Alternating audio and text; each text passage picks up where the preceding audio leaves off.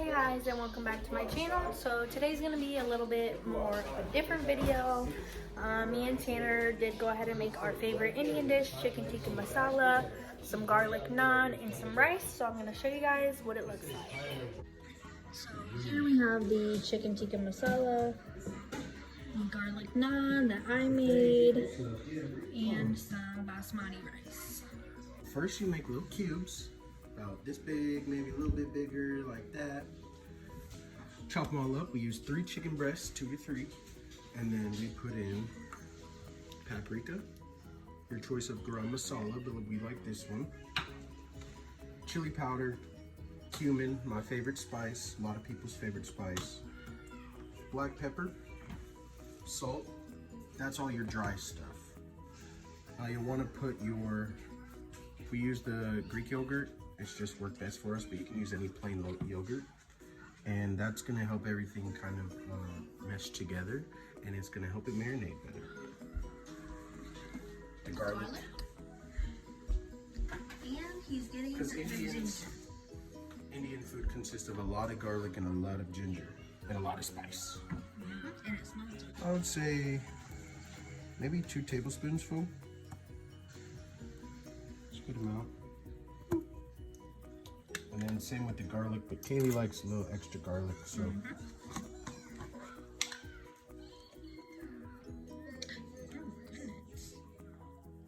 For all this chicken, that's nothing. Do about 2 tablespoons of that as well. Then you mix it. You mix it all together. All right, and this is all my ingredients together for naan. So I added 2 cups of flour, 1 teaspoon salt, 1 teaspoon sugar, half cup yogurt, 2 tablespoons oil, half teaspoon baking powder, and 1/4 teaspoon baking soda, and then grate 4 to 5 pods of garlic and add it to a bowl. But I just used the minced garlic that we already have. And then you're going to add warm water to it and knead it into dough. This is how your chicken should look when it's done. You got all the seasonings in there. Got your garlic, your ginger, salt, pepper, all your different seasonings. It should be orange. If you like a little spicier, you can throw some red peppers in, which I like to do, and a little bit more chili flake or chili powder will actually make it more red, but you should have a good orange color to it. And how long do you let that sit? 15 to 30 minutes. Basically, just enough time to prep everything else. Take 2 large onions, dice them down. Don't worry about it. As soon as you saute these and get them all nice and soft, I like to throw them in the blender. So you don't gotta get them super perfect or anything like that.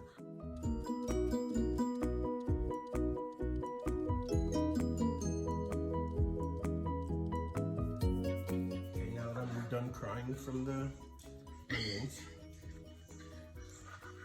this isn't really a step that you have to do.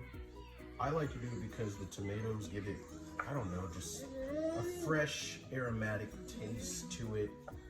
I like to throw a couple tomatoes in there, whether they're big or small. These ones are kind of smaller, so I'm gonna throw a few in there. I also dice these up, throw them in with the mixture. These will also get pureed, will get mixed up in our little ninja, so don't worry about being perfect. Once you have the onions and the tomatoes all cut up, you're going to set them on paper towels and let them dry out so they cook better.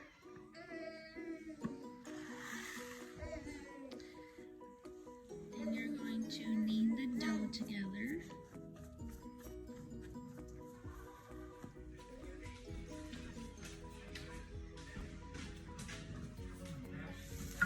First step of the sauce, you want to saute your onions until translucent. We did 2 onions this time because we're going to make a lot of sauce for about 7 to 10 people. And I know you guys are probably thinking, how the heck is these onions going to turn into a sauce? Well, like I said, you throw them in the Ninja, get them nice and pureed, and we'll show you at the end. Over here we have our dough rising. It has been about 15 to 20 minutes, so we're just gonna let it sit for a little bit longer while we finish the rest. After your onions get nice and soft, you'll start to see that they start looking a little more translucent, like I said, more see-through, getting a little more mushy. You want to add a couple teaspoons or a couple tablespoons of garlic right to the middle. One more little one, about half as much. Yep, right to the middle, and ginger as well. These are directly in here, actually. So I say, good, keep going, that's good. And you mix that all together, let the aromas mix in marriage. Good.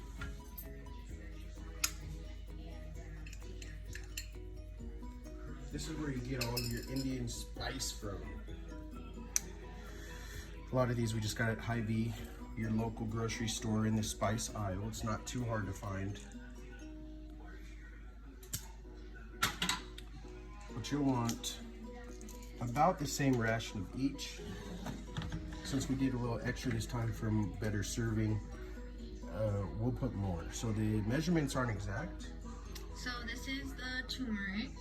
Turmeric's gonna be more orange. I like to make like a little Indian food flag across my onions. Next we have coriander. Tikka Masala.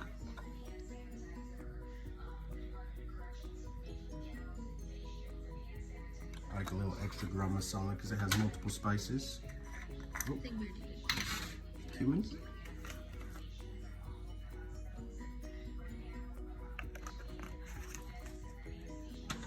Some chili powder.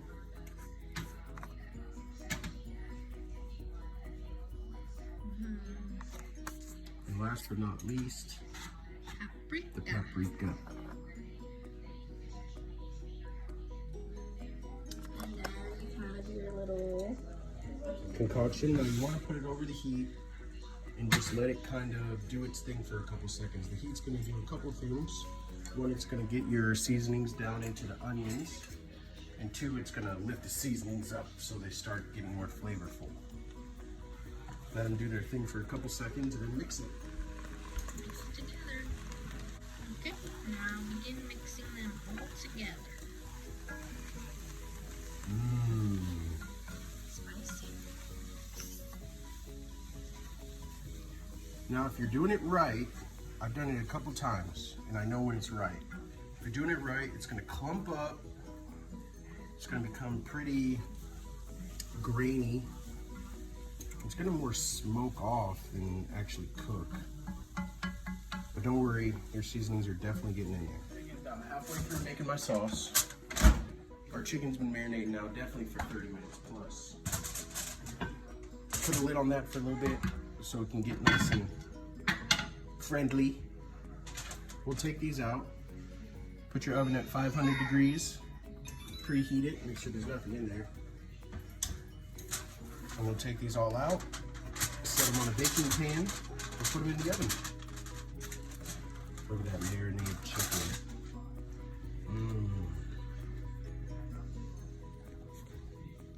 Now once you get your chicken out of the microwave or out of the refrigerator, you want to put it on a baking sheet or baking pan.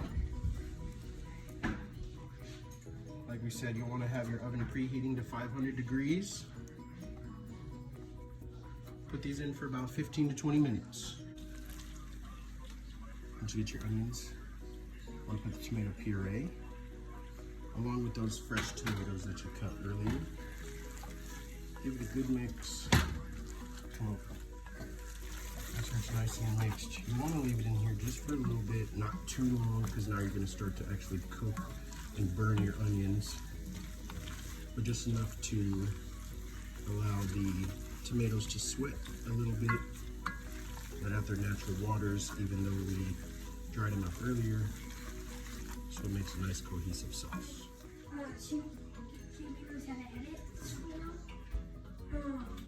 After 30 minutes or so of your dough rising, you want to take it out, throw a little flour on whatever surface you have, and roll out your dough. You'll want it pretty thin since you'll put it on a skillet. It'll bubble up, you'll get both sides nice and brown. Now you see we have some garlic, some fresh garlic. We'll throw on there, we'll press, as well as some fresh cilantro. Also, when we put it on the pan, we'll throw some butter. So we like to call this our butter garlic cilantro naan. So now that you have it all pressed out, you're gonna wanna add a little bit of garlic, already chopped up, and you'll just spread it around with your hands like this, and push it in. And then you'll take a little bit of cilantro, and just press that in also.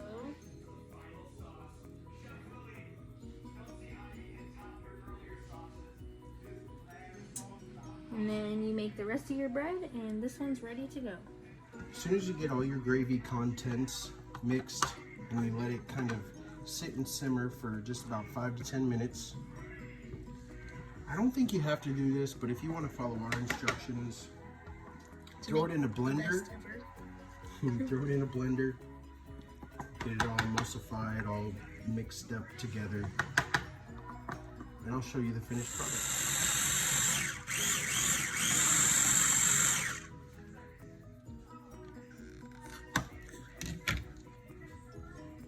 That's what you want right there, that consistency.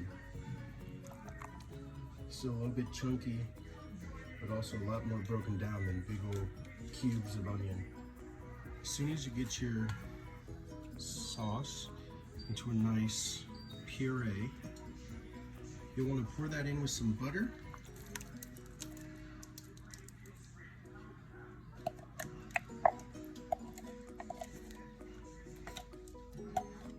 Let's see how much water we'll also put in, because you'll want some water.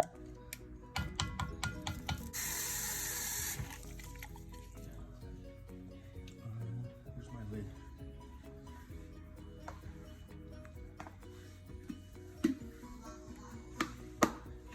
I know you guys don't all have this ninja thing, but whatever you mix it in, whatever you're pureeing it in, make sure you don't waste any of your juice. Plus that water is going to make everything better. Butter, water, sauce, mixed together. Put it back on the heat. We'll just mix that right together.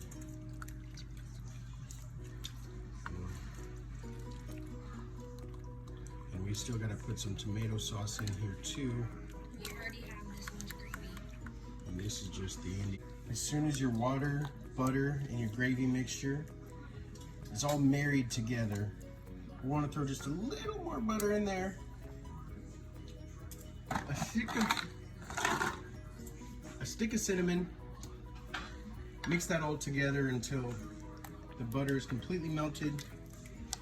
And you'll want to put it at a low heat temperature just to kind of simmer it off for a little bit. Now that your mixture, your butter's all mixed in and your cinnamon's in there, doing cinnamon things, you want to cover that up. Like I said, you want to put it at a low heat, so I'm going to turn mine down to about 2 because this oven's or this stovetop's really hot. Let's check out our chicken. Oh, look, we're burnt. Uh-oh. Alright, in the video. Now I won't lie. We got our chicken a little more burnt than we usually like, but that's okay. All the moisture and everything's gone. These chickens are still just about cooked through, not cooked through all the way, because you want it cooking in your marinade to kind of finish the cook off. And plus, all the char on there and everything is good flavor. You definitely want that in your chicken tikka masala. Now that your chicken's all done, and you've got your gravy marinating a little bit, we have took about 28 ounces of tomato sauce, and we'll add it straight into our mixture. Check that out. You want to add that straight into your gravy mixture. And that tomato sauce is really what this dish is all about. Mix that in. Make sure everything comes together. You should end up with about an orangish, reddish looking gravy. And then in the end, we'll add in our heavy whipped cream. Make everything look nice and orange. You got your tomato sauce, your butter, everything in that gravy. You want to start putting your chicken in there too. The chicken's going to it's going to intensify the flavor even more. Throw every single piece of it up in there, and we'll let that kind of marinate. It'll draw in all the spices, the tomato sauce. It's going to be really good in the end, and it'll feed the entire family plus some. Get all that chicken in there. And then we'll come back as soon as that's all mixed. This pan is for the naan, and you spray it with a little bit of olive oil. And when you have your pan all hot, you just want to lay your naan out. Like so, let it cook, and then you'll flip it over. So we're going to take our Instant Pot and add some rice. We usually use basmati Indian rice, but they didn't have any at the store, so this is what we're using. Oh my gosh. So we went ahead and added our water. For every cup of rice, you're going to do a cup of water. Add it to the Instant Pot. Put your lid on. And then you're going to put it on seal. And then press the rice button. And your rice will have our heat on thick. And I'm just going to flip this, make sure it's not burning. And that's how you want it to look. So I'm going to let it cook a little bit more on the other side. So have all of these to go.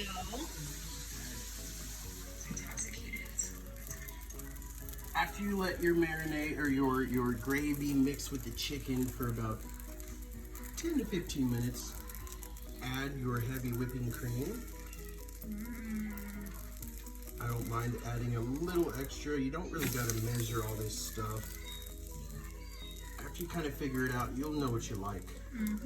This whipping cream is going to bring a nice silkiness to your gravy, give it a rich color, a rich taste. Look at that. Look at that. It's not too watery and it's not too thick. It's like the perfect consistency Look at that for this color. gravy. And mixture with the white, the yellow with the turmeric, the red with your tomato sauce, all comes together to make a beautiful, vibrant orange chicken tikka masala. And we have our naan over here cooking. Looking beautiful. And then we got 7 minutes left on the rice cooker. And then we'll be ready to dish up and show you guys what it looks like in the end. While we're finishing up the bread, I did want to show you guys something. So when you start to see these bubbles, that's when you're going to want to flip it. So I'll go ahead and show you. Flip it over. And then it's perfect on that side. And then I kind of just flatten the bubbles out. And it cooks that other side perfectly. Rice is done. We're going to open the vent. Damn, this nigga leaving that for real. Our rice is done. Know that, G. Hey, big up. I'll show you guys what the consistency should be. We have our rice spoon, and it's perfect consistency. You don't want it sticky, and you don't want it too moist. This is perfect.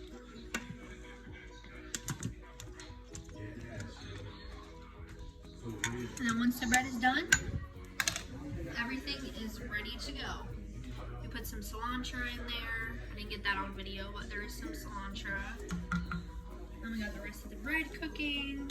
Let's go ahead and put that. And I think this one is about done. Alright, so I'm going to go ahead and plate up. So I'm going to take some rice.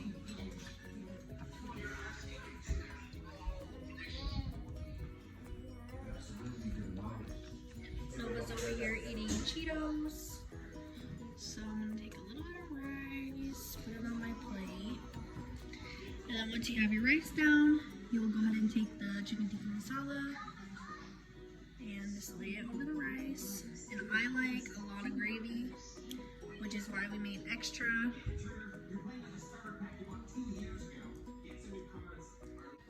So here we have the chicken tikka masala, the garlic naan that I made, and some basmati rice.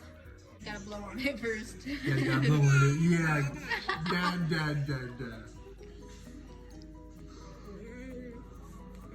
Oh. Is that nummy? Yeah! That reaction says it all. This shit's bomb. Follow, subscribe, turn on the notifications. This chicken tikka masala, although it's a little Americanized, will definitely itch your Indian bug.